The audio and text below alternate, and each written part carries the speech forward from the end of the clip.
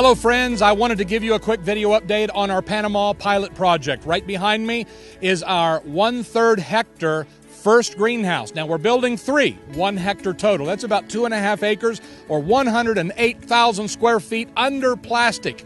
It's huge for us. It's not a big deal for God, but it's a big venture for us, and we are so excited, so thrilled. Thank you for your prayers. We want you to come out and join us. Help us build, help us plant.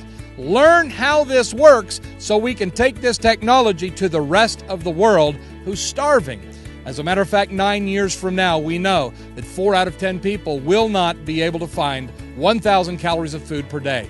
Let's make sure that we can help starving children. We can head this off now. 9 years is a very short time. It's going to come just like that. So we are working hard, overtime, 24/7 to get this done so we can help people in the third world. Thank you for your help. Thank you for your prayers. We appreciate it.